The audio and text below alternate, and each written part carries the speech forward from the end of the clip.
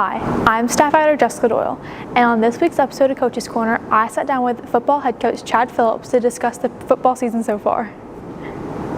This morning, I'm here with football head coach Chad Phillips to talk about the season so far. So, Coach Phillips, how are you guys preparing for the upcoming game this Saturday? Well, we've really been working for 6 months, to tell you the truth. In the weight room, strength and conditioning, the speed development program we've been doing, and 4 days a week all summer long. And the first official day for Georgia High School was July the 24th this year. And we've really just been putting the time in. Kids have done a great job with their commitment and making sacrifices for each other. And we're excited about getting out and starting the season. So this season compared to last season, what are some changes within the team? Changes that you're making within the team? Well, we've tweaked the offense a little bit. We're more of a spread wing tee instead of under center wing tee. Our quarterback, Logan Ingagawa, can really throw the ball, and we're trying to utilize his talents the best we can. We've got two good receivers, and Lincoln DeLear and Skip Smith, and a couple good tight ends, and the offensive line returns for the most part. And then you got Dorsey and Benefield and Anderson Cardoza that play in the backfield. We've got a lot of veteran players, experienced players back, and we're just trying to highlight what they do and utilize them the best to our ability. And talking about the players and stuff, who are you really looking towards to lead the team and kind of help those younger players, get more experience, kind of mold them into being the future? We've got a real good senior class. Of course, Dorsey Benefield, I mentioned Pete West, Carson Smiddlecoffer, Ethan Bramlett, Anderson Cardoza. Just a real good group of senior football players that have played a lot, and most of them have been playing since the first grade in our youth program, through our middle school program, and they work very hard, and they're very influential with our young players. Our young players are kind of responding in a positive way. And this year on the team, what are some strengths, some weaknesses, and for those weaknesses, how are you planning on working on those and getting better? Well, our strength really is our defensive front. Jared Moore, and I mentioned Carson and Pete, and then our linebacker crew with Evan Bartek and Josh Layton, Ethan Bramlett.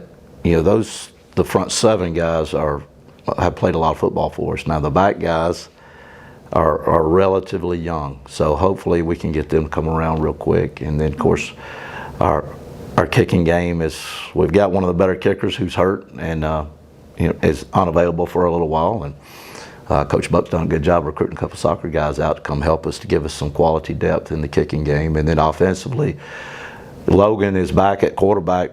He's a junior. He's started all full-time last year and most of his freshman year, so he's taken a lot of snaps, and he studies. And then our backs with Dorsey and Anderson, and that's our strength, is our experience. So we're going to go out and play hard and see what happens.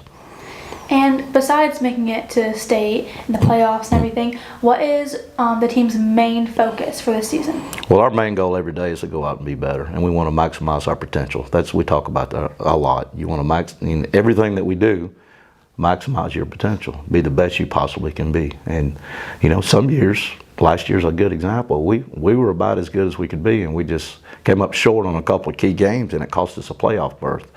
Well, this year we're a little bit more hungry, and there's a little bit more sense of urgency with what we're doing, and we're going to go out and play a little better and do what we need to do to put ourselves in position to compete for a region championship and at least find a way into the state playoffs. And so you mentioned tweaking your offense. Can you be specific on how you did that and how that's going to affect the team, the games? Well, football's an ever-evolving sport. From the NFL to the NCAA to the high school, it kind of filters down, and we're experimenting a lot more with the run-pass option.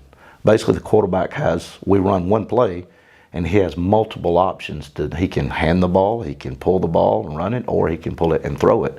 So it's a triple option concept, 3 choices in one play. So our linemen are blocking one play. They have to learn one thing, and our quarterbacks and receivers and backs have to learn multiple things. And it's just kind of how the game evolves. It's a big circle how football operates, and it's what Georgia and Alabama and Auburn are doing right now. And we're fortunate enough to have some really good players and good coaches that study the game, that are willing to spend hours and hours watching film and understanding the details of defense and how people would defend us.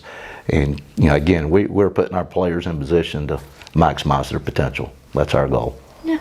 And last question, what are some specific things that the team is working on for preparing for the upcoming game this Saturday? Well, this Saturday we actually have 4 games that are really almost like preseason games, non-conference, non-region games that our goal always to go out and win and play hard. And we've been very fortunate here since 1997. That was the original goal: play very aggressive, play hard, and never quit. And 27 years later, our players are still doing those things. And so we're going to go out and play very hard. We're going to make adjustments based on corrections and tweak what we do to, again, put our players in the best position to be successful.